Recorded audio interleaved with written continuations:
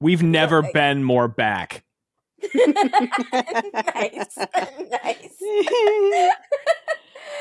Yeah, welcome back. Although we never, I don't know how we to never left. Yeah, we never left. Welcome back to Babylon, the podcast where we are watching and reacting to episodes of Babylon 5.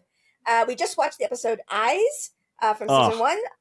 I'm Jenny. I'm a big fan of the show, and I've watched it many, many times. I'm Jen. I'm a screenwriter and showrunner, and I watched it once a long time ago, but I missed most of season 1, so I'm really confused a lot of the time, but I remember the big picture. I'm Gus. I'm an actor. I love this show. I'm new. I'm new here. I'm Allie, and I'm a screenwriter and an actor, and I'm new to Babylon 5 as well. It was the dawn of the streaming age. 4 friends, bound by a shared love of stories, embark on a journey to a legendary space station. 2 veterans of the ancient television wars, revisiting a familiar battlefield. 2 newcomers, eager to explore its mysteries and unravel its secrets. Their mission? To boldly go where many have gone before. This is the story of Babylon. The year is 2025. The place, wherever you get your podcasts.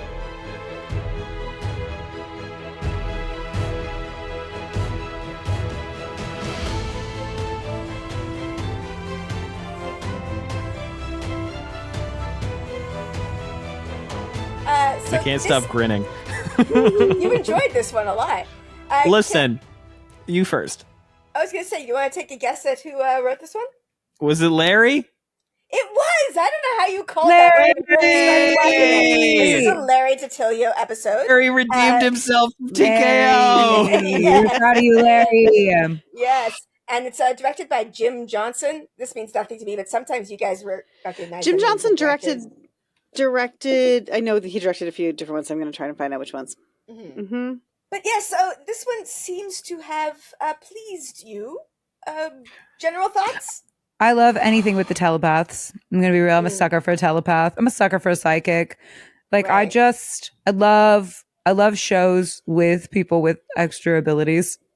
I just do. It just hits. This is what it Yeah. feels like when you read The Gathering Storm for the first time after you've read all the middle books. Right. Where you're like, okay, oh yeah. my God. Right. And I realize I'm putting a lot on TKO and Grail right now. They were fine. Yeah, it's 2 episodes out of Grail was good. Grail was fine. I'm messing with you now. This was I'm going to fight you. sublime. This was great. I loved Okay. everything about this. You're going to tell me JMS thinks this is the worst episode of the season. But no, I adored this. I mean, this had the most carry through from previous episodes we've seen. A bunch of stuff that I thought was going to happen happened. That's really fun for me when that happens. I get to be Always smug over satisfying. here on my couch. We got a ton of great Jeff. I'm always happy when we got Jeff. We got Garibaldi. No Londo, no Jakar, no Delenn. I don't give a shit. I don't need them this episode. That's fine. I've had plenty of them lately. Lanier built a motorcycle and then he and Garibaldi rode it through the streets of Babylon 5. Ridiculous. So amazing. Unbelievably stupid, and I loved every second of it. Perfect. It was great. Jeff punched a Nazi in the face. We always love. Pristine. Loved it. I love know he's not punching really Nazis. a Nazi. I love No, when he's he not. Yeah. they realized- called him Hitler. I know, He and did. it's very. They yeah. called him in the show Hitler. I know. But Jeff punched a fascist. That guy sucked. We got Wayoon in this episode. Who's Jeffrey Wayoon? Combs was in this episode. The telepath was played by Jeffrey the nice Combs, telepath. Okay. who was on a ton of Ivanova. Mhm. Ivanova. This may 10 out have of 10. been the Ivana-sode. Honestly, This this could was be, more yeah, the yeah. Ivana-sode than the Ivana-sode. Yeah, Yeah. this Yeah. was good Ivanova representation. I'm pleased. I'm pleased with the Cat episode. in. Cat. The cat's also pleased. Cat's I'm very pleased. happy. Yeah. Yeah. The only notable absence was Talia. Really weird, and they talked about her so much. They talked Yeah, about her they so much, did. and did I miss a line that said Talia's off station for blah blah blah? Yep. I don't She think just they never said showed up. anything about it. They just never Yeah, justified it. it was like to me as a writer, like, what? Just put in one line. She's on vacation. I think there's a good reason they didn't have her there. I think they didn't want her there to be the buffering, psychic, like to, whatever. Yeah, like that's true. Yeah, the way you. Gosh, I don't remember his if name. she'd We're been calling there, him Wayun now. Damn Gray, it. Harriman Gray, Gray. right? But he would have, But he would've been- like yeah. Nazi man would have said, like, do your job and you scan them or whatever or something. But it just it was just sort of a I think she couldn't be in this episode, but they just needed to drop us one line as to why she wasn't showing up and being like, settle down, everybody. I don't know. I was just that feels a little like an oversight. Yeah, but whatever. It was a really good episode, so I'm pleased. Yes. I'm not sure like what to say beyond that, but There's I'm sure so much we could talk about. I'm sure it will occur to me forever. This was great. I One thing loved know- this. You called that the motorcycle because they did like name the motorcycle specs and everything. And Kawasaki NX11. Go ahead. Okay, yes. If it was product this placement, this episode is brought to you by. It was product it placement. was not actually product placement. It was the motorcycle they could get. They literally were like, we need a motorcycle. And they called around to a bunch of people and like, can we borrow the motorcycle? And so, but they had to say like, we need to borrow the motorcycle. We're going to take it apart. So it was literally the motorcycle from a local dealership that was like, sure. Because you have to understand that, like, honestly, when people are like coming up with all these theories and stuff about Hollywood and like and all this stuff, I'm like, you understand that this industry is held together by like 3 people and duct tape, right? Yeah, like right? Favors, like favors. even the most expensive movie. At the end of the day, they're like, can we afford this dolly? Yeah. To move things from one place to another. That helps so much because I was like, why that? Why the Kawasaki NX? Like that? Just like I was like, It just says, there's so many other motorcycles. Yeah. That are more recognizable. And people, like, if you talk about like masculinity and all of that, like, why aren't we going with the Harley? Like, Exactly. or the why is that Ducati, a or like, Harley? Harley was Or not the going to give chopper. them a motorcycle to take apart on their show. We've now named all the motorcycles I know. So Yeah, exactly. So that But was it. It's wild. They didn't get any Okay. money for it. So that's so funny. I was like, either Well, they got a bike. I was like, they didn't get either money, but they got a free bike. this was the bike they Exactly, could get. Yeah, I was like, either this is the bike they could get or it's product placement. One of the two things is true. yeah. But they spent so long describing it. I was that a was little the like, thing. All the specs. yeah. That's Yeah. why I was like, the specs make it feel like it's product placement. yes, I but wonder if, like, in the script, it was just like insert description of motorcycle here, and then when they got the motorcycle, What if it was all they were made like, up? Like he made up Right. that entire thing. right, Yeah. right. That'd be so funny. But it is. I mean, like, okay, so Zen in the Art of Motorcycle Maintenance. I think when was that written? It was written in like way before that. It was It written in feels like 74, so like Oh, 20 wow. years prior to Okay, this. yeah. Oh yeah. But it's it's to me there is like the idea that they have it be linear who comes in. It's about like taking something apart and putting it back together again is very zen and very like therapeutic and very meditative. And so it feels like it's definitely a throw to that. And I think all of the like reciting the specs is sort of a nod to that as well. Of like in the midst of chaos and other things going on in our lives, we can just like focus on these tiny little details. Which it was like a really good B story. It was really great. fun, completely. And we've been saying like, are they completely unrelated, and have they been? And haven't figured out the connection yet in this one. Yeah, so no, I maybe can't yes. figure it it's- Much like they wanted to see inside the head of Ivanova, they needed to see inside the bicycle. Well, I mean, maybe Maybe. there's you could do something with, Tinkering around in it's about your inner motivations rather than about how you present. It's things are made up of other things. Like it's mostly just there I like because mine. It was fun. Yeah, yours is better. But talking about Zen and the Art of Motorcycle Maintenance, you did actually see Lanier meditating while he was building the bike, and he does a little chant. What he says there is Zabagabi, which is I whatever, but that was not in the script. Like they just said he says something under his breath, and Lanier went to the director or the writer, I can't remember. Was like, what do you want me to say here? And they're like, yeah, say whatever you want. So he said this Zabagabi. It's the title of an album by Barnes and Barnes, a band that Bill Mooney is in. So Yes, it was yes. from his band. It was the title So of that was product placement. that yes, was the it was. product placement. And That was product is- placement. He is He still was like, a I see an musician. opportunity here He Yeah. to still promote plays, my band. and he still plays with his band. Like they play all over the place Aw. still. Like that's Oh, his that's main amazing. Wait, thing. oh my God. Sometime we should like listen to one of their songs. We should go see them in should. concert. Damn it! I don't like it makes me jealous when you I guys don't- talk about hanging out sometimes. We do live I very live close so to each far other. We do. We away. live It's true. so I close. was literally like 5 blocks from you guys last night. Here, just FaceTime in, Oh, yeah, Jenny. you were, yeah. Jenny, just FaceTime in. Sure. We'll just okay, hold okay. you Yeah. on the Thank phone. you. Yes. Yeah. Do it. Interesting note, by the way, how many different times now the Minbari have been fond of Japanese things specifically. Oh, With, Yeah. with Japanese rock garden. The rock garden yeah. Japanese rock conversation. garden. Yeah. Because I just, again, Charlie, I just watched The Gathering again last night with a friend of mine, and that Japanese rock garden comes up like 15 times in that episode. Yeah. Yeah. Yeah. So. Yeah.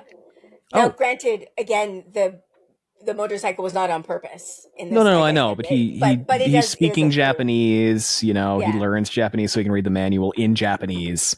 Mhm. It was a nice choice actually to have the manual be in Japanese. Like, and because I was Yeah. like, my first thought was like, well, just isn't there somebody on the station who can read Japanese? But of course, like, I'm guessing that we are post multi-language Earth. Like at this point, probably everybody on Earth is speaking some same similar language, and people don't necessarily aren't hanging on to old languages. We haven't heard anybody else from Earth speaking something different. I don't think. Yeah, maybe. I don't know. There's been some like Russian stuff with Ivanova. And Well, Worf's yeah, dad and was Hebrew.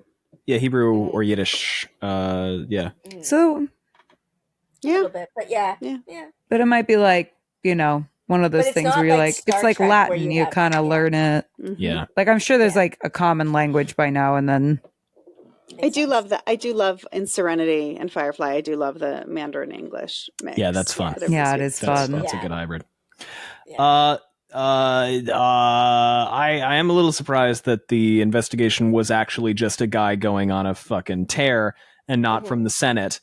He used the Senate as justification, and the Senate seems to have put a lot of rules into place that let people just bypass individual civil liberties and do shitty investigative things that are vaguely unconstitutional. Can't imagine where he got the idea for that, or doesn't seem realistic. In the Honestly, it slightest. seems prescient. Yeah. But yeah, interesting because I this started and I was like, I knew it. The Senate's gonna get his ass. And I was like, no, it's just one guy, two guys. I mean, this is just the beginning.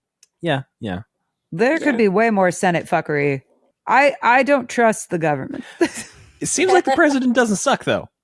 No, like it seems like the Right. president is giving in to things that the Senate is doing in order to pass the laws that he wants to pass. Yeah, Which are, like seem The to be Senate. good laws, you know. The he Senate. ran on a somewhat fringe position, Mhm. but to get like the racist vote, I guess. But he's not really about that Oh, this life. doesn't It remind seems. me of anything in politics where you try and Try not to think about it too hard. Yeah. I cannot. Anyway. I cannot. Yeah, watching Babylon 5 in 2025 is a It's fucking really experience. hard. We It's really started this, by the way. We never mind. It doesn't matter. We came Yeah. up with this No. podcast in the middle of last year. Yeah. It's good. Yeah. Yeah, we did though. We Yes. did. It's true. This was we Started came up with so it long ago. before So, before certain world events took place. Yes. I would like to admit once again on camera on recording for posterity that I was all completely wrong. Okay, about my theory. what was your theory? Can So you my tell? theory Yeah. was that Mr. Gray would pretend to scan Ivanova, that he would be Ah. there, but he would be. I kind of thought he might be scanning somebody else in the room, so I kind of didn't quite think he would be scanning the Nazi. I didn't quite get that far with my theory because I wrote it down really fast. But that he would pretend to scan Ivanova, but he would not be doing it, and she would know that he wasn't doing it, and he was saying, "I'm scanning her," and then she'd be like, because she can tell if somebody's in her brain, and so that and afterwards she's she would used be to like, what "I happened really with her appreciate mom, what you yeah. did for me, and that you stayed out of my head." And then she would like him, and she would be a little bit more comfortable with people from Psychor. But I was wrong. Okay. It would work. Good theory, but I was wrong. I thought he was such Good- an good interesting theory. character. Yeah. He Yeah, it was. would I work. really liked him. He's an Yeah. interesting character that I find more interesting on a rewatch because he is so like he's kind of creepy. He comes in and the way he kind of lurks around Ivanova, I find a bit whatever. But then, like, when he talks It about is off-putting. it is off-putting, but he desperately, like, he's looking at her as, you're living the life I wanted, and I literally can't have Yeah. that life because of who I am.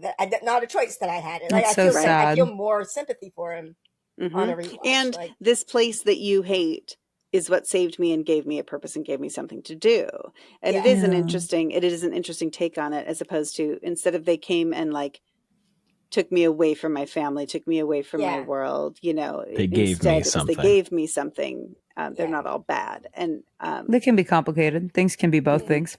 things can be both yeah, but things. like, they had to Hot give it to him nuance. because by being a telepath, he can't have any other job. Like, that's literally It's the so only sad. job you can have as a telepath, really.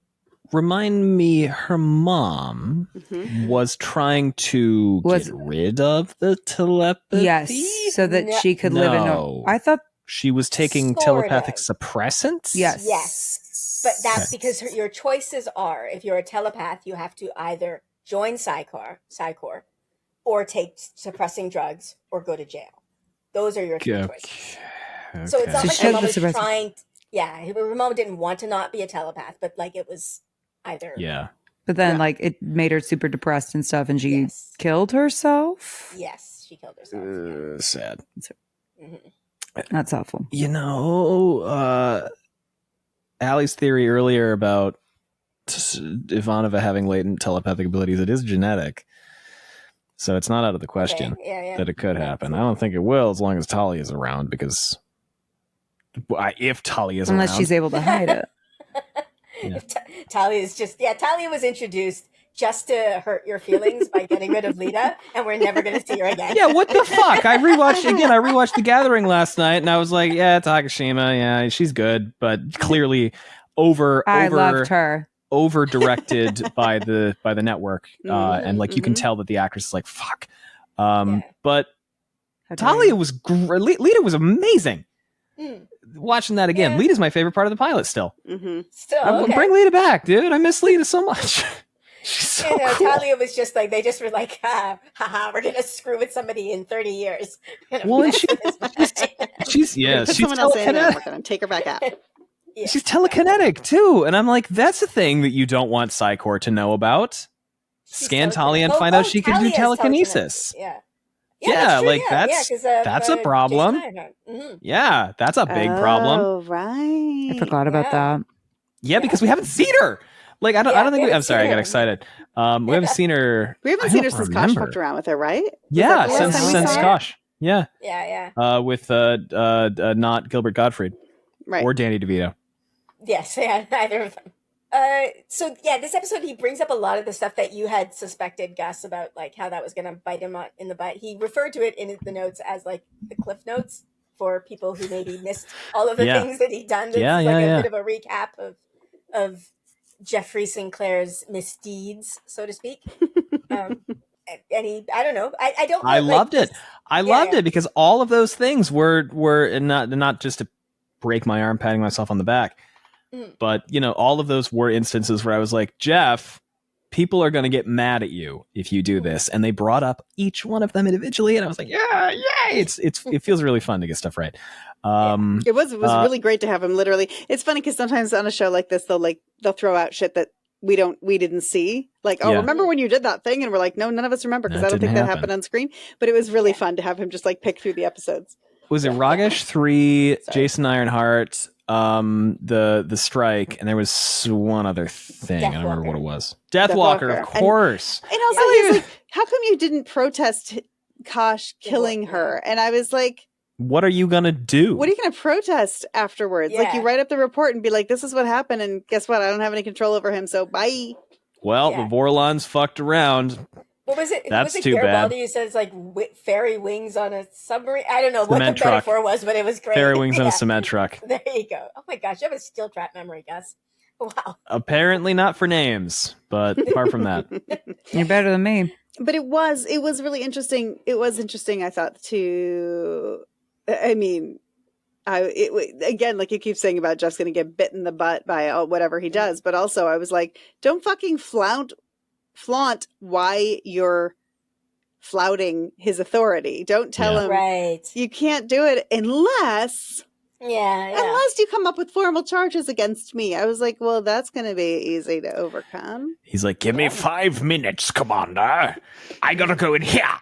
They really did have the exact same accent. They had the same voice. They had the same. They're the same character. Both actors did a great job. But they are both very much. They're like, oh, this guy, I got it. I can play this guy. Yeah. I really did think, by the way, when they were talking about who went Bester and the door opened, I was like, and in walks Walter Koenig. But no, it didn't. Yes. That would have been too much. They're like, that's too many guest stars. Yeah. Yeah. By the way, last week we were talking about Grail. I was like, this is an episode where the guest stars really overshadowed everything else. This is an episode where the guest stars were like perfectly balanced with the main cast, because it was they were so intrinsically important, and they were so connected, and they were so relevant, and they drove the plot. But they drove the plot with Jeff and everybody else in the passenger seat. Mm-hmm. Yeah. Mm-hmm. And that is what you expect to start seeing when JMS is getting what he wants, which is to tell this coherent long goal story with his main characters and get them through this journey and actually give them part of the main story instead of guest star of the week, instead of freak of the week, alien of the week, whatever random plot point of the week. Now he's intrinsically building them into what the guest stars are going to bring to that episode. And I hope that we get to continue seeing that. It's funny because I noticed it because I've been building the thumbnails, and I'm like, well, I want to put the guest star on because they were like the whole story. But I really want to make sure I put somebody from their main cast on the thumbnail, because otherwise, how does anybody know it's Babylon 5 if they missed that episode back in 1994? Guilty as charged. So, exactly. So it's been. I'm hoping that we're kind of starting to dovetail those a little more and have him be able to keep them at the center of that story instead of letting them go off and just do dumb things that don't matter, like build a motorcycle, which is great because Garibaldi was like intrinsic in both of those. And it was adorable, and it gave Lanier something to do. I know I joke a lot about Lanier, but like he's really sweet. And he's really sweet. I like him. Of the assistants, we have Veer, who is simply a clown. He's a clown. Yeah. He's Londo. But such a fun clown. Natoth, who is kind of also a clown in the same way that Jakar is a clown. For saying that. Right. Yeah, because she's the mean clown. I mean, she's the mean clown's assistant, and Veer is the funny clown's assistant. And then you have Lanier, who is like genuinely, and I'm not saying those two aren't fully fleshed out characters, but they're mostly there for funny stuff, except when they're not. Whereas Lanier is rarely there for funny stuff. Lanier is like actually a character because Delen's gone all the time. There've been 2 or 3 episodes where they've been like, yeah, Delen is out working on something else because she's great counsel, I guess. She's a busy girl. She's in demand. Yeah. Natoth and Veer. She was just kissing. She was making out. Yeah, she was shacking out with Shamayan. It's like, yeah, there was a C plot. It was just an hour of girl kissing, but we had to cut that. The network didn't like it. Network didn't like it. Yeah. The episode. It's tragedy. I know. They really get in the way of the girl kissing. Yeah. They really but the only times Veer and Natoth, I guess it was Kodath at the time, have been put in charge were when both of them were told to not give up the homeworld. Yes. Yeah, that's right. Lanier, they put in charge all the time. Lanier's like voting for stuff, and he's eminently capable. Yeah. And he's so cute. He's just cute. Him standing there with the bike smiling was so adorable. I couldn't. And didn't you just want to like pat him on the head when Garibaldi was like, such a good job. Yes. Then I was like, Garibaldi, you better be nice. But I knew Garibaldi was gonna get mad because I was like, if somebody came over and built my Rivendell Lego set that's over there, I would be really, really upset. Okay, but what if he smiled at you the way that Lanier smiled? I would have been like, I really appreciate why. I would be very sad. Yes. Yeah. Oh. The fact that he got it running, I think he made surprise. Up for it. I finished. You're like, oh, Riven. Could you imagine? Could you imagine? Garibaldi said, "Get out of here." That reminded me of the time. Of course. Yeah. Yes. Oh, I love him. He's just so sweet. He's so sweet. Yeah. I went to a doctor here once in South Korea who, like, when I sat down, it wasn't serious. I just had the cold. And when I sat down, he said, "Is it okay? I want to practice my English, like, with you. So we're not going to speak Korean. We're not going to use Google Translate. And it's like, but basically it meant this appointment is going to take a really long time because I'm going to be trying to speak in English the entire time. And I was like, sure, fine. And so we went through the whole thing and it took a very long time. But at the end, he got up and he was so grateful. He like gave me the deepest bow, like, thank you so much. And then he gestured toward the door and went, get out. Which is a direct translation Get from out. Korean, which just Right. means like you're dismissed or you may leave. But Right. the direct Get translation out. is get out. He said it with such a kind voice, and I couldn't Get like. out. I obviously he wants help. I want to correct him, but also I'm going to burst out laughing in his face, so I did. I just laughed. That's Like, so. well, Get out.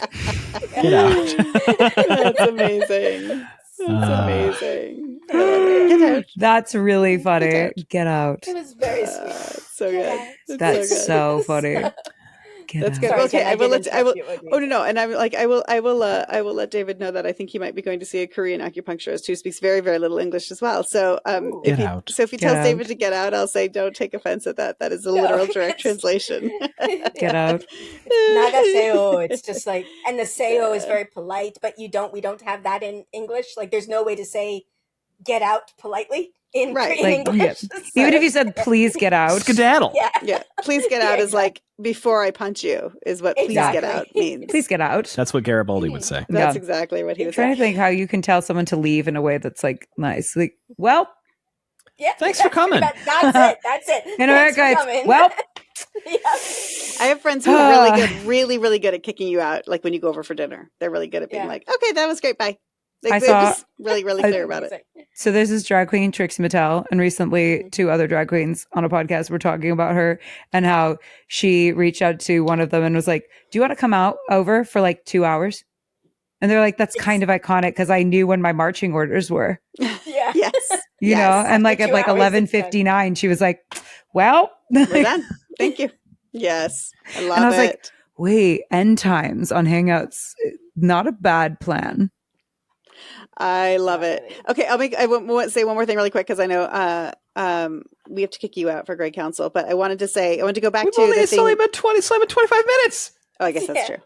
It hasn't been that long. You know, Never mind. You don't have to I be get to done. yap about TKO for 45 minutes. Okay, Actually, you have theories. counterpoint. You- We have pasta, and I'm starving. Multiple, that's true. multiple. You That's can true. eat the pasta while I yap.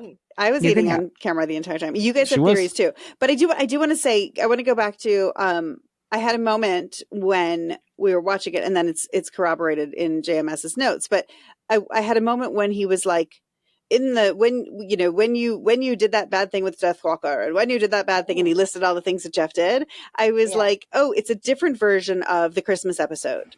Or like the Yeah. the Yeah, Friends yeah, episode yeah. when they're like, and they go back and show all the little pieces from the whole season. And I was like, it's a Yeah. great little refresher for where we are in the season, which is like past the midpoint of the season, Mhm. heading towards the end of the season. And they're like, here's all the things that you might need to know for the rest of the season. So we're going to give you a little Mm. recap. And JMS actually says that too. He's Mhm. like, we went back and forth with the story for some time. And he says, we also figured that the episode should be kind of a Cliff's Notes guide for season 1, hitting the That's high good. points for those who joined the series later, because back then that's what happened. If you came in late, you couldn't You go back can't go until back. summer for reruns. And then for those who were here at the beginning, which I thought was just kind of like cool. That's what Yeah. that was one of the things I liked I so just much. feel like my response to that list of bad things that I'd done would be me going, that just makes me like me more. Wait, hold on. He I makes need me the like mouse. Jeff Oh, more. sorry. So, Everything that Jeff does makes me like Jeff more. I love Jeff. Jeff is the best. Jeff is Team is Jeff. great. Team Team Jeff. Team Team Jeff. punching in this house. Jeff forever. We love when Jeff 100%. punches things. What we want was Jeff the to song I punch. sang? Jeff is my friend. I think that was it. Jeff and Jeff Mike and Mike and I Jeff believe. and That's Mike the and cat. Jeff and Mike. They're my friends. Jeff and Mike and Jeff Speaking of and Mike punching, and Jeff. the extended Susan Ivanova punching scene was also. Oh God! Iconic. How did we get this far without talking about Ivanova wrecking a bar? Keep going. I'll be Yes. right back. She's like, you touch my hair, I wreck your bar. And Yes. that is That's correct. what you get. That a is correct. response. It gave me flashbacks to one time a guy touched my hair in a bar and I was there in a group. So I walked over to the group and I was like, that guy just touched my hair. And all the men in the group went and talked to the man. And it was very nice. He left shortly thereafter. I mean, I am a black woman. I have had people touch my hair A lot. I was once in an It's elevator don't with just my leave mom. people whose hair you don't know alone. No, Do not touch the hair let's- of someone you don't know. This is true. But let's just talk about the elephant in the room, which is as soon as I saw you this summer and your gorgeous twists, I was like, oh my God, these are beautiful. Grabbed them You're and my went, friend, and I love you. I know. But, Thank you. but I was in an elevator once with my mom. Cancel and somebody Jen was playing again. with And my then immediately hair, apologized. And, yes. Cancel I Jen assumed it again. was- We're canceling you twice today. I assumed it was my mom playing with my hair, and then we got to our stop or our floor, and my mom got off the elevator, and whoever was playing with it was still playing with my hair, and I No, turned around, and no. it was just like an old white lady. I was like, "What the?" You got to go Ivanova mode on that woman. You got to go Ivanova Head mode. butter. Head butter. That's Absolutely a go no. This is it. So so do not weird. touch a stranger. Do not No. touch a stranger. Like that's Yeah. just should be the rules. Do not It touch really a should stranger. be. Do not touch their hair. Do not touch No. their bodies in any way, shape, Never or touch form. anybody. Accidentally brush their hands, maybe when you're handing someone something, and then apologize profusely for existing. Like that is the most physical contact you should have with a stranger. What? Otherwise, Ivanova will destroy your bar in a. She'll it was fucking like, go it was off. really Amazing. long. It went on and I on. felt was that. like, keep punching. Yeah. I love this. Keep This is so destroying the good. bar. Again, all I've been doing lately is playing the Yakuza games, and I was like, yeah, this is just a Yakuza fight. Yeah. This is just one person going off and destroying I everything. loved her grabbing the wine bottle or the liquor bottle. Yeah. I was like, yeah. Yeah. There she goes. She did Yes. great, and I'm very proud of her all the time. I love Ivanova. I will stay Team Ivanova till I die. If Ivanova has no fans, I'm dead. You remember when Takashima was your favorite character? She still is. Yeah. Remember, We could have both of them. It'd be fun. Good. I can hold. I would love to have both of them. Mm. Why can we only have one cool lady? That's right. Mm. You can hold Gus, space. that's all the women. problematic. Check yourself. Jen pointed out that I had theories that I put in the Discord so that I wouldn't forget them. Yes. I can talk about those now or later. Okay, I wanted to see, like, do you have any further thoughts about? We can do your. I definitely want to go over your theories because I like them. But do you have any further thoughts about basically the three things, like the Jeff telepath Nazi plotline, Ivanova telepath plotline, and then motorcycle plotline? So We're getting a lot thoughts? we're getting a lot more depth on Earth sliding into shitty, creepy fascism.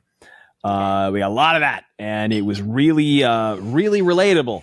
I know I've said that before, but like a lot of the things that they were talking about this episode, and I'm not trying to be glib or flippant, but a lot of the things that they're talking about this episode, just like, oh yeah, we eroded that right.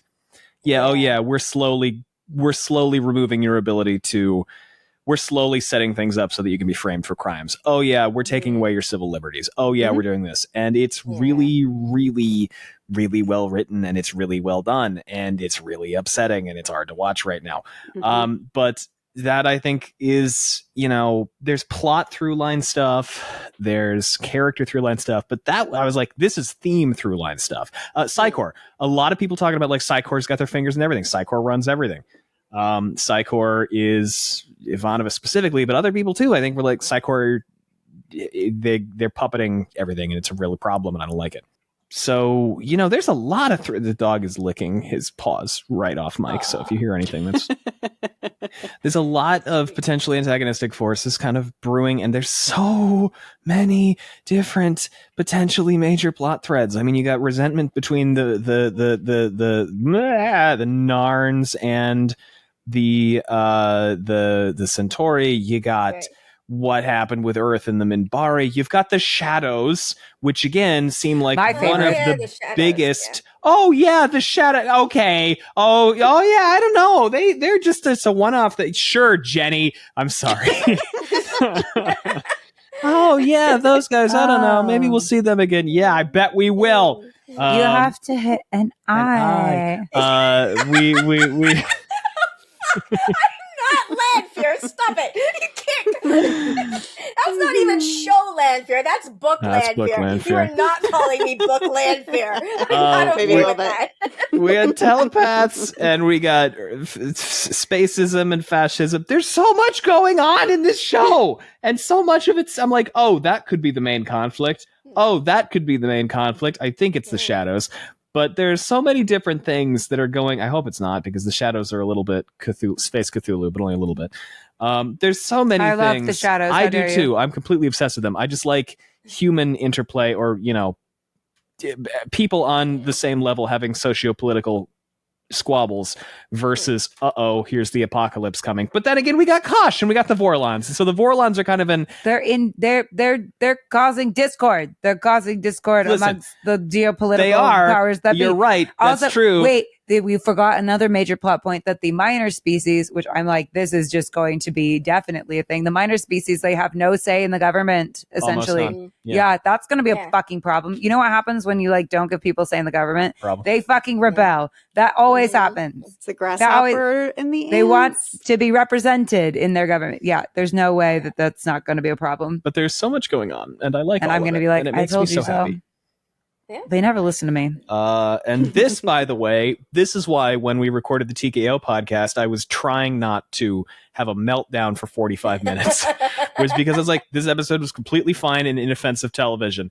It had none of the things that I am looking for in it, from except Babylon, potential. of course. Then it teased it having. I can't do this again. I can't do this again. I need to stop. I'm done. Yeah. I'm done.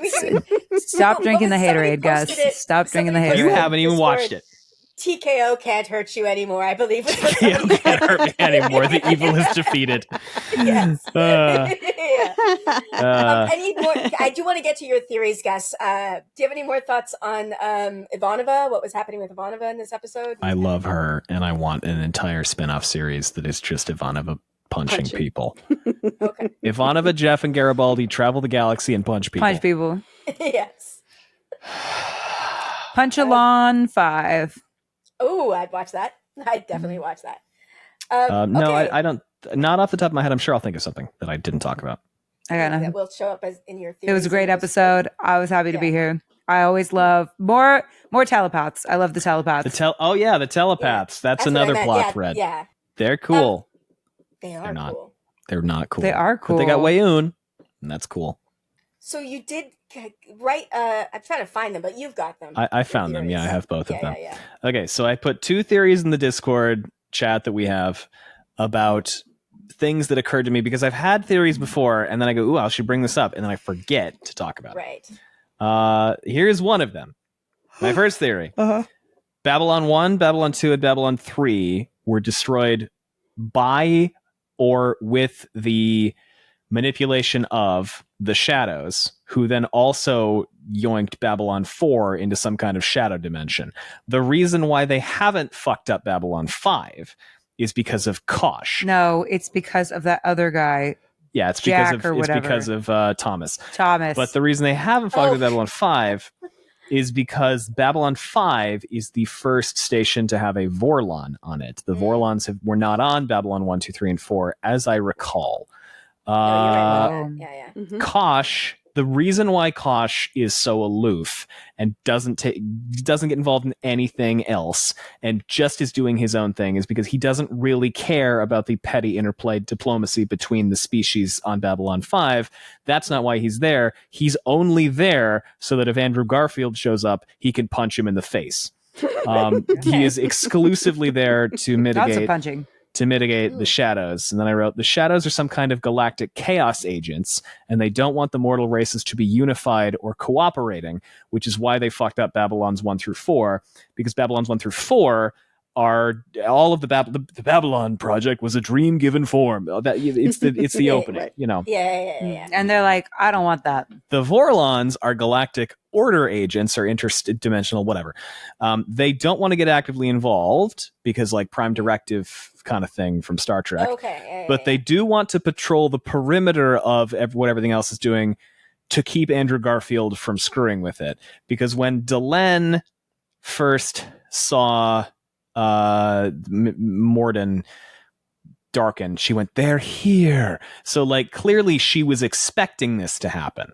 She was expecting the shadows to show up, which means that the Minbari also know that the shadows are a problem. Which I think then that could mean that Jeff, I don't know. Yeah, something about Jeff, something about shadows. I'll think about it. Yeah, one other thing about this, by the way, she gave Jeff all of the information they had on the Vorlons, but actually she left out everything to do with the shadows, and she did that so that humans would not think that they had. She was like, here, look, it's everything I have, but she held back all of the stuff that is actually important, that is to do with the shadows, because this way they're like, great, we have all this information on the Vorlons, we don't need to dig deeper, and we don't need to figure out stuff about the shadows, because she doesn't want the humans to know about the shadows. Yeah. All the shit that Londo said, by the way, is definitely going to continue to be a problem. Yeah. And at the end I said, I don't know, maybe... And what's his face? Jakar. I wrote, I don't know, maybe Jeff drank shadow herding juice or something, and that's why he's important to keep around.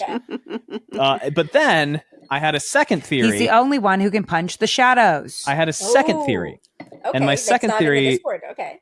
segues directly off of the first one. The Minbari thought that humans/Earth had been corrupted or influenced by the shadows.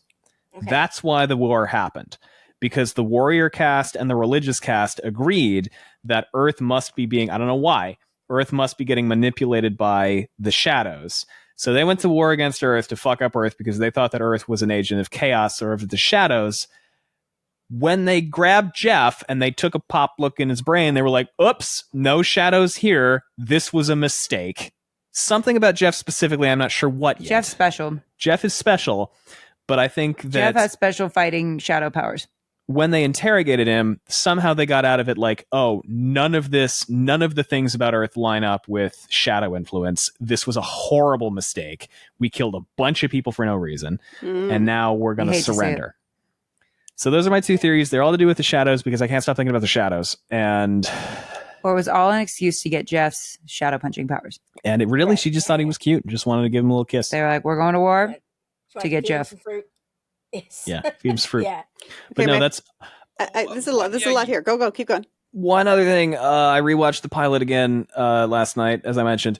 A bunch of stuff I'm going to fob off as, first installment weirdness that doesn't really matter. Yeah. Like the fact that Carolyn just barges into Delen's court is like, Delen, you're being really mean to Jeff. And I'm like, who are you? And why are you talking to Delen like that? But Delen ominously goes, my role is only to observe.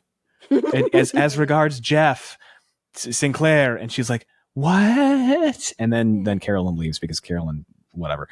I don't know why, but okay. That's all I had to say. There's a lot. It's been percolating in my mind, and I'm excited about it. It had to be fun to go back and rewatch the gallery. Yeah, great. Yeah. So those are all things that I've had on the brain for a while now. So you got shadows on the brain. Shadows on the brain. I'm gonna go with Camazotz here. So my favorite author is Madeleine L'Engle. My favorite book is A Wrinkle in Time. And and there are shadow planets. Like there's like Camazotz is a planet that has gone completely behind the black thing. And so I'm like, okay, so the Minbari thought that Earth was Camazotz. Yes. And okay, all right, I got it. I can see all of the threads that you are connecting there. Mm-hmm. The Minbari and we have no thoughts on any of them. No, I think you're wrong. Out of frame so that my avatar. See, there we go. Oh, you two have no thoughts. The two of us have no thoughts. I think that you're wrong. That they were wrong about. I think there are some Camazotz agents within Earth, but it also might just be regular human shittiness. Because we all know about that. I think it'd be a little column A, a little bit of column B. But I think that's why they were like, oh, I think Earth is being influenced by the shadows, because there's a bunch of fucking fascists on Earth. Mm-hmm. And maybe... And who started the fascism? Well, they have some fascists. Maybe the shadows. Maybe the shadows have been here since fascism started. Yeah, we got the creepy shadow demon goblin genie man, and that's what they do. Oh, dude, I almost made a big spoiler for you. You are watching Strange New Worlds, right, Gus? Or no? Are you not yet? Not yet. Okay, you're not yet. Okay, well then nothing, and I may have seen the season finale 5 days before I heard the season finale aired. I wish I could have been there. Or 4. I know. I wish you could have come. But and I was going to say something that was relevant, but I'm not, because there are always. I mean, look. At the end of the day, we can't.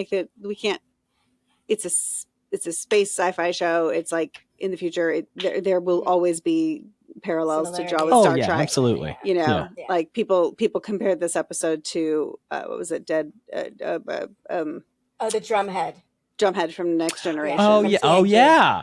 Yeah, it is. compared It's- to the drum You head. know, but because there are That's just a certain themes- trial. exactly, and there's themes Yeah. that will come back no matter what. There are themes, especially you've got telepaths in both of these universes, so Mhm. anyway. But the good and evil stuff, that's all I was getting at. Yeah. So those are my bunch of theories, and I wanted to share them because They're no. very interesting Love theories. Good theories, I Gus. have Thank you. No, You have no thoughts or opinions on. No, I mean, they're- And if you want, we can leave and go eat pasta now, unless there's anything else you wanted to say. I'm so hungry. I know. I think I'm done, and I think you're hungry. So So hungry. Okay. Go eat your food. I Go mean, eat your I food. love hanging out with you guys and talking about Babylon, but I have been fading for like half an hour. Understandable. Right. Well, thanks, Jen. Maybe I'll see you in like 3 You might hours. see me Maybe in a not. couple hours. We'll see. Yeah. We'll see. Text We'll me. see. Regardless, text me That'd when be you're so out. cute. Okay. Yeah. I I'll sent see you info about it. But. Okay. Perfect. Bye. Bye, everybody. Bye. Bye. I'm gonna read into how long the Great Council is Yeah, I know you so are. hard. You are. Goodbye. You know we're fucking with you in that, right? I know. Bye. Ah, my friends! You have reached the most dangerous part of our journey, the Grey Council. Here we speak of things that must not be spoken. Secrets, betrayals, spoilers. If you are not ready, turn back now. But if you dare to proceed, I promise you it will be magnificent. Oh, Mr. Garibaldi! Oh my god. Okay, well, since you're not watching Strange New Worlds either, but I do want to throw something out about that. Unless you were going to say something first, I just literally went into No. it. So go I ahead. was starting to say, like, Gus's theory of, I mean, whatever, like the light and dark, the shadows, and the the good and the evil. Like it's a it's an age old trope that is used over and over again. And obviously he's onto too many things, and we'll talk about that in a second. But but what I was starting to say was like, oh yeah, just like Star Trek. And then I was like, no, because Star Trek has pretty much left that kind of lore of good and evil out of Star Trek. I mean, it's generally not in most of the Star Trek shows until it's a little in Discovery, and it's like permeating Strange New Worlds. Yeah, that's true. Little in Discovery, but it's really permeating Strange New Worlds, and I can't spoil. Well, this podcast isn't going to come out until after the season finale has aired, so I'm not spoiling anything. If you're going to watch it and haven't, spoilers, but yeah, like they deal with it a lot in the finale. It's like every culture across every planet, across the universe, across the galaxy has stories of good and evil and fighting evil, and so maybe it's a real thing. Right. They're basically like angels and demons are real in Star Trek universe now. And I was like, oh, wow, this is a departure. Interesting. Interesting. Yeah. Huh. Yeah. So I've been watching a Star Trek documentary just because I heard one was completely different, off topic, but I heard one of them was narrated by Gates McFadden. And I love her. Of course. Beverly Crusher was like one of my gay awakenings. And so I was like, I'm going to watch this one. Just the way that Gene Roddenberry, just every time he had his hands on an episode or anything, he was like, let's throw in God in there because I want to fuck with God. And he just doesn't want. So I just find that interesting that they're cycling back to. Yeah. It's interesting. It is interesting. Mm-hmm. So, okay. Back to Babylon 5 though. Yeah. So, I'm going to have to catch it on the edit because I don't know what my facial expression was. Like, I know the avatar helps me, but it does actually catch my facial expressions. When Ali said that Ivanova, maybe she is a latent telepath, or maybe I was just like, start. All of my body tensed up. Right? I like, know. You should look at my facial expression too, because I think I had a moment of like starting to like not do this, but I was like a moment of like agreeing with her, like of course, and then I was like, oh yeah, good theory. Like I tried to turn it into like support for that theory. Yes. Because like I literally like my butthole clenched. I was just like, no, don't react. Do not react. nothing at all to that. But once again, she's not picking up on she's picking up on Ivanova being bi-coded. But then there was like a moment where like, at this point, I think they might have known where they were going with Talia and Ivanova. Because Wei Yun, what the fuck is his actual name in the show? The telepath guy. Yeah. Mr. Gray. Yes, Mr. Gray. Thank you, Mr. Gray. Thank you. He says, Talia, Miss Winters was really loud in your mind right now. And I know. Sitting there thinking about Talia a lot, to the point that he wasn't even scanning her. It just was loud. Yeah. I mean, and you go back and even watch that interaction in the second episode, first episode, second episode, like that interaction. There's just the actresses might not have known that it was putting out, but they played it as if there was chemistry there. Yeah, there's definitely chemistry. It's great. I read one. Claudia Christian has written 2 books, and I've only read one of them. But in one of them, she talks about how that came to be. And I've heard 2 different versions of it, so I'm going to tell her version right now. But the version was they wrote a story, and I think it's the episode we saw where they brought one of her exes onto the station. And she, after reading the script, went to the writers like, please don't. Because she figured that would be her story every single time. It's we want to do an Ivanova episode. Let's have one of her exes show up, or have, something like that.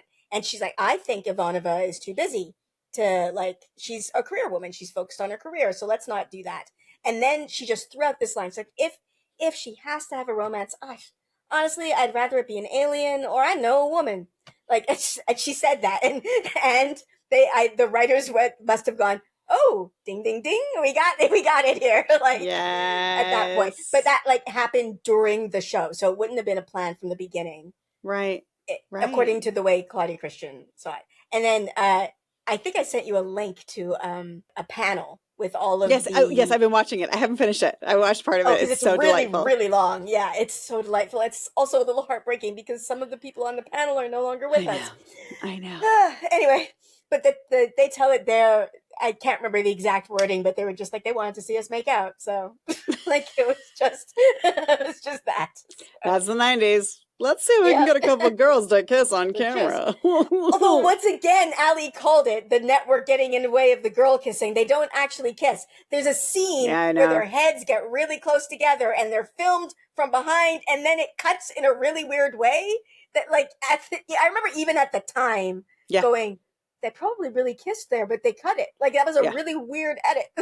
I think I remember. It's funny because most of my Babylon 5 watching was when I lived in San Francisco in this amazing little studio garden apartment in the Inner Sunset. And I vividly remember watching that and saying, what in the actual stupid television and network, and they probably there's probably laws against that. They won't let see 2 women kiss. I remember just getting very up in arms about it. Yeah. Because I was it was so obvious to me that they're we're not actually going to show it, Yeah. And I think it was around the same time, actually. It was right around the same time that the movie In and Out came out with Kevin Kline and Tom Selleck, directed by Frank Oz, which we had gotten to go see an early screening of, and that was such a big deal because it was, 2 and men if you watch kissed it now, it's they barely kiss. What are you even talking about? I know. It's so silly. So silly. And then I think about that and then compare it with what happened on DS9. And to be perfectly both of them, I like what happens in Babylon 5 more, even though it feels a little haze coded, literally haze coded of just they get together and then one of them literally gets killed and dissected. It's sad and tragic. But it feels like a real natural relationship that happens, and it's never commented on. Nobody's ever ooh, they can't do that too late. It's just a relationship that's there and natural. And even later on in the show, JMS makes it very clear that nobody cares about gay marriage. It's just what he has 2 characters, 2 male characters. Their cover is that they're on their honeymoon, and nobody makes there are jokes made about it, but not gay jokes. The jokes are we wouldn't be together. That's the joke. It's not ew. So he makes it. It's whereas in DS9 when they had them kiss, it was an event. Like they made it a big event, and they also made all of these things around it that would make it, this would never really happen. Like it's only happening because they're breaking the rules. And it's just, like I remember watching that on DS9 and also feeling like, I don't, yeah. So I'm sorry, that's a whole other. No, like, it is. It's a good one though. It's the 90s, right? Like that, neither of them could give us what we wanted from a gay relationship at that point. If I have to choose, I'm choosing what happened in Babylon 5. We'll talk about this so much more when it comes up, but but having but that I think is so okay. So I work in children's and family media, and that exact conversation of show something and don't comment on it, because it shouldn't have to be something that needs to be expounded on or discussed or talked about. Like there's one side of children's media that's like, if you're going to show two women together or like married, then you need to have a conversation about it so that the children understand. And I'm like, no. That is backwards. You show it, and then children grow up seeing it and not thinking twice about it because they shouldn't have to think twice about it. And so no kid is going to say, Mommy, why is that weird? If they're under the age of 5, no one's going to question it, And so you just, everything is new to them at that point. So like, there was, I mean, it's just, it's such a, for me, it's a big sticking point of like, no, this isn't something that needs to be talked about. It's not, it doesn't have to be just about 2 women. I mean, like lots and lots of things, like from interracial couples to, kids with disabilities. Like you show it on screen and you don't comment on it because that's just your other neighbor. That's just someone else who lives on your street, and you don't have to question it or discuss it or talk about it. And the more kids see that that's just the way the world looks, then they don't question it when they go out in the world. It's just so anyway, the way JMS handles that of like, nobody has to comment on it or think about it twice. It's not a big deal. Yeah. That's exactly the way it needs to be handled. Yeah. And I'm talking about children's media, but even for grownups. Oh, 100%. And I've said this a million times. I don't know if I've said it on the podcast, but I've said it like before. I would love to see a reboot of this, just because I would love to see JMS without those restrictions. I mean, like, especially if it was on cable, like not on cable, like on he wouldn't have as many restrictions on it. Like if it's not going out on network television, like he could basically unleashed. I would love that, but it's interesting just like talking about media where it's not questioned, and when things are, again, we always get a pass if it's sci-fi or fantasy, because that's like, or if they're non-human characters or something, it's always it's easy to pass stuff off. But interesting that he had done a take on ElfQuest, because ElfQuest as a comic book series is very, very progressive and like has, like many queer themes and like relationships that are not even thought about or not even questioned in that whole world as well. And it was like, that was clearly, for a straight white man, sort of surprising, like that he was that progressive at the time and had such an open mind about the world in general, and making sure that was all represented. It was really progressive TV in the 90s. It really, really was. Okay. So sorry, just trying to read to this specific episode. Oh, what other stuff is okay? The Ivanova stuff, obviously, we're leading to she actually is a latent telepath. That scene, the dream sequence. Oh, I meant to bring up the dream sequence, but that is very much foreshadowing that. Like she sees her mother, and then she's in her mother's place, and that's her like being like, no, that's me. I'm also a telepath, and I'm hiding just like she was. Like that's what that was. I don't know if Susan, like if Claudia Christian would have known that at that time, but. Oh, she was acting her ass off though. She sure was, and frankly, like she had enough to work with parental trauma and like losing your parent and all of that. But and especially, I love the line that she came back with to Jeff, which was like, to feel your mother's love reflected, like, and be that. Okay. Yeah. Anyway, that was beautiful. That was great. That was great. That was some great writing, and I'm not giving that to Larry. I'm giving that one to JMS. I don't know. He doesn't say anything in the notes about who wrote what. No, but it's definitely. I mean, no, Larry could have written it, and he gets all the kudos for that as well. But those are the conversations, and those are the lines that a showrunner will be like, "What I want her to be expressing in this moment. Yes, this is what I want her to make sure she's expressing. Is like how important that is." And then you, as the writer, just make sure you write it in there if showrunner wants it there. As far as the Jeff stuff, again, I think that there are things in here that would have carried forward more, except for what ends up happening with Michael O'Hare. Yeah. But I mean, they're on the money. Like this is what's going on. Yeah. The Senate, and like every time they talk about the creeping fascism and it's so prescient, I just want like, you have no idea, this It show hasn't even is started. hasn't even started. Holy fuck. Holy I fuck. know. The other thing then, like wanting to talk about like Gus's theories, when he's like, I hope it's not the shadow. Like he likes the shadows because he's obsessed with them, but he likes their like, like why not both? We're getting both. You're gonna get the shadows, and you're gonna get Earth, and like both of them are major through lines throughout this whole series. You get the cosmic horror and the human horror. Yeah, and they're both there. So and it's a deft balancing act that I think these two, I think Gus and Allie are going to be excited and appreciative of being able to tell that thorough of a story with holding two things equally important and telling those stories at the same time. Yeah. Yes. And I am very happy that they are enjoying season 1, because that means that it's like, unless I'm completely like weird and wrong about this, but that means that once season 2 hits, they're going to be like, holy fuck. Yeah. Okay. Like if you're weird and wrong about it, then so is every Babylon 5 fan in the world. That's true. Yes. That's true. And then, sorry, his calling the Vorlons order and the shadows chaos. I know. Fucking nailing it. Like, he's got some of the like smaller pieces wrong, but he's like, he's nailed that. Like, that's what. Yeah. And honestly, he's probably doesn't have the smaller pieces as wrong as they ultimately will be, because like you said, at this point, Jeff's story is different. And that's true. The creation of Valen and like that storyline in part came out of Michael O'Hare having to leave the show. So at this point, I think like, and I don't think Gus is trying to say Jeff isn't more important than just like randomly they looked in his brain. Like he knows he's more important than just, oops, we checked a human. They're not all bad. Right. Like I know he knows he's worth more than that and more important than that. But, I don't even think there's anything that it would be really shocking to have them be able to go as far as getting to the Valen idea at this point, because there's nothing in there to support it yet. It doesn't exist yet.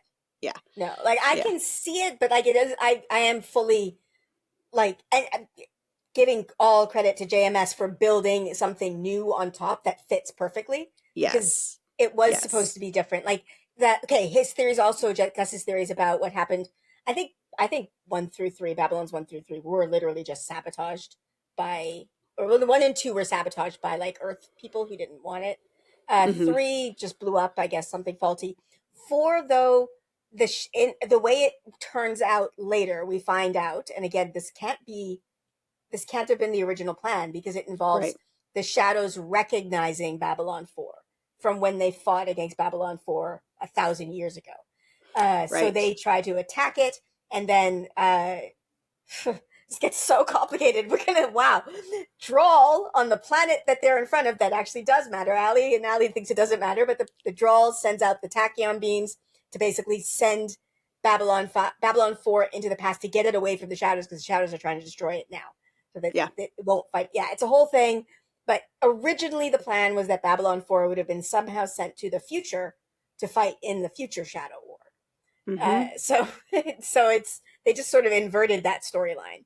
Well, so it is interesting, because I said something to David earlier today. So this is why, and I'm going to just talk about it because it'll be out before the podcast comes out, and I'm sorry for a spoiler for Strange New Worlds. There are themes and ideas in that last episode of future is past, past is future, causality can be caused by itself, like the action can cause the cause can cause the action, whatever, that are very Babylon 5 and very Battlestar Galactica. And this has all happened before and will happen again. And frankly, it's all Wheel of Time too. It's all cyclical. Yes. Like the whole idea of cyclical time that is touched on in these 3 other properties. And I feel like, Discovery got into it a little with obviously going into future travel, but they didn't, they were never like, this will happen again, or it's happening again. And Strange New Worlds is pushing that a little bit. They kind of had to, because of the Pike storyline and canon and knowing what happens to Pike and where he goes in the future. So like having him see his future is really interesting, but it is it does feel a little off brand for Star Trek. It's fine Mhm. whether they're just like, these were really good ideas that these other franchises got into, and we decided we finally better just like jump on board. Yeah. I mean, I say that, I don't know, maybe I'm full of shit. I mean, we talked about all the episodes of Next Generation that were like, that never actually happened. Womp womp. So maybe I'm completely full of shit. But it does feel a little, it's been feeling a little bit off brand to me, which, and not, in a bad way, just in a like Yeah. trying something new way. As I told you, I am tepidly. I started Strange New Worlds again, so I've watched the first 3 episodes of season 1. So I am nowhere near where you are.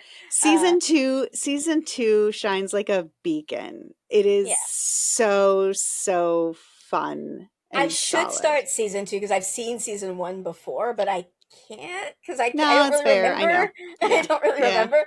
Yeah, I do the same thing. I'm like, I can't jump ahead. I'm like, I want to remember where we were and get through it. Exactly. Yeah. And there's a lot I love in season 1 as well, but season 2 is just phenomenal.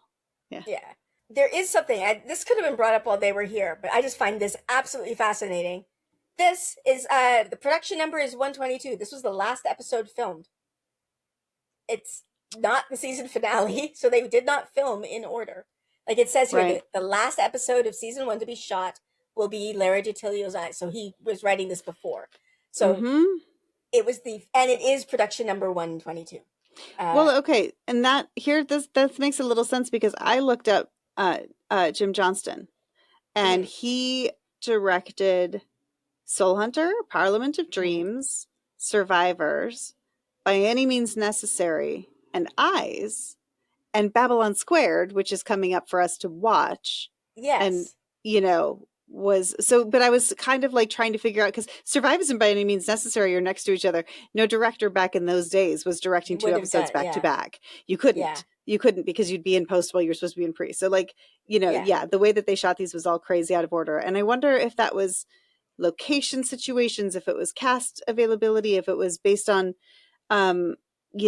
we really like casting of the directors. We really want you to direct this particular episode because, which is possible. I'm curious as to why. I'm curious as to why they shot those so ridiculously out of order and why this one was last. And now I'm like, is that why Talia wasn't there? Was she already off for the season? It could be, yeah. I did just look this up just because I was curious. The season finale, so the one we just watched, the production number is 122. There's 22 episodes in the season. The season finale's production number is 112. So fascinating. I know, right? Fascinating. Yeah. But it, honestly, it's nice when you can do that because there are aspects of it's not done that often anymore, and it's also not done in shorter seasons. It's just, especially like a Wheel of Time. I mean, I know they were like picking up pieces all the time, but when you have a director doing 2 episodes back to back that are like a film or like a feature, it's just harder to do. But there is something about if you're able to, I mean, and even in animation, we're often like, let's not start with a pilot. Like, let's start with an episode 2 or 3 deep because we're going to get so much wrong. The writers aren't on their game. But the next thing is if you wait till the end of the season and you're out of budget and you're out of time, then you're slamming your season finale, which is super important, into like a truncated time frame. Everybody's exhausted and tired and just wants to go on hiatus. So like when in an episode, when you know that season finale is going to be really important and you know everywhere you're going to get there. And especially in a show like this where you kind of can throw some one-offs in if you like, well, we didn't set this up very well, but it's okay because we've got one-offs. You could do it. And it's just, it's what makes it can make all the difference in making it really sing. Yeah. And I believe I'm just going to double check it now, but like season finale being 112, and I've asked you this before, if the production number means filming order or anything. I think you said it could mean the writing order or the film. It can mean writing order. Yeah. But so the season finale being 122, signs and portents, I believe, and I'm just double checking it now, is 116. So they wrote the season finale really early into the season. In my mind, that I could see that being like, we're gonna at the very least they wrote it, whether or not they filmed it, but they wrote it, being like, we're setting that up as a target so that now we know where we're aiming for the rest of the season. Like you have a very clear, everything is now pointing to this. Yeah. And I mean, they wouldn't have broken the season without knowing. I mean, the way JMS works. He knew exactly where he was going at the end of the season. But it is interesting, and and I don't know in this particular instance if it is writing order or if it's production order. And as much as I just went off on this whole diatribe about it's so much better if you can shoot it in the middle of the season, it might not be that at all. They may have shot it late. I'm really curious about that now. I wonder if there's a way to find that out. I'm gonna see what I can find out about actual shooting dates. And if we can get our hands on some shooting scripts, they'll be making dialogue changes, so the dates on the scripts will actually continue to be up until filming. So even though the first draft might be February, the shooting drafts might be June, and and those might cross over with other ones in there. So yeah. There must be the website that I'm using Babylon5fandom.com to look this up. They just say production number. So and that unfortunately production number really is that's wrapped up also into money, because your writers get paid through the WGA, and they have to put the production number code on their time cards, and then that's also how they track residuals, and that's how every actor who's on the show gets tracked, because then that production number is what goes to the networks, and that's what when it airs, that's what comes back to SAG and WGA to tell people go pay your things. It's complicated. I just Googled shooting order for Babylon 5. Me too. That's exactly, literally exactly what I just Googled as well. And I'm finding all just the viewing and how do you view it? What's the best way to view it? Viewing order. What order do I watch this in? What's the view? What's the view? That's all anybody can. That's not what I'm looking for. Yeah. I'm going to say shooting dates. Let's see if I can say shooting dates. Maybe that'll give it to me. Anyway, it's really fascinating. It's curious. I mean, I love to backwards engineer this stuff.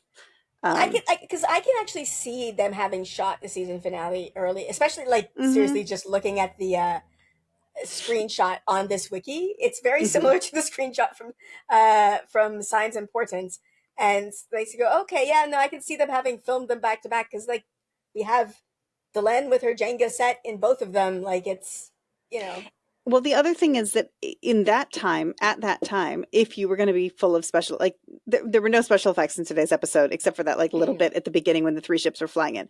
So there are no effects in this episode. You can shoot it whenever you want. You can shoot it last and, whatever. But, but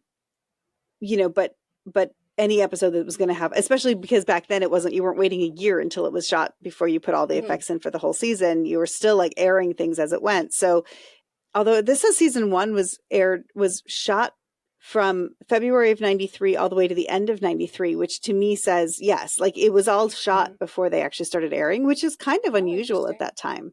But anyway, the point is, if you knew, as they did, that the season finale was going to have a shit ton of effects, you had to shoot that sooner. Otherwise, your other episodes that don't have effects are going to be done for months before you can actually get to that. Right. So yeah, there's that. Oh, sorry. Okay, I just pulled up the IMDb. Lurkers Guide to see if the Lurkers Guide, just to see if there's any info. Sometimes it has information that the wiki doesn't have, but it does mention something that I forgot to bring up earlier. Not with Gus and Allie, although I could have just asked them if they didn't note it, but they didn't latch onto it. This is the first mention of Free Mars, which is a movement where Mars is trying to secede from Earth, and that is it. The first mention. It's the very first mention of it. Yeah. Oh, okay. Yeah. We've heard about the Mars colony. We've heard about unrest, I believe, on Mars, but we haven't heard about an actual. Yeah. There's a movement and organization and whatnot. Yeah. Yeah. So, fascinating. Okay. Yeah. And they didn't really mention it.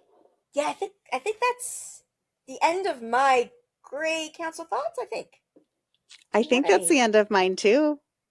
For this one. Hopefully, Gus is on the road and won't be able to notice that we actually just ended. Yes. Well, he won't notice unless we send a message in the Discord. I know. Which is really fun to troll him with, actually. Yes, it is. It really is. Sometimes I'll send a message in the middle of the Grey Council. Be like, you've only been talking for 10 minutes. Yeah, absolutely. That's it. That's all we've been doing. That's so true. Anyway. But thank you for joining us for this episode of Babylon and our Grey Council. If you want to see our reaction, you can always check that out. It's up on YouTube. If you want to see unedited, I remembered the word, the unedited version of our reaction. You can check that out on Patreon, and on Patreon you can also get early access and links to an ad-free version of the audio podcast. And yeah, I think that's all I say here. So thank you for joining us, and Babylon.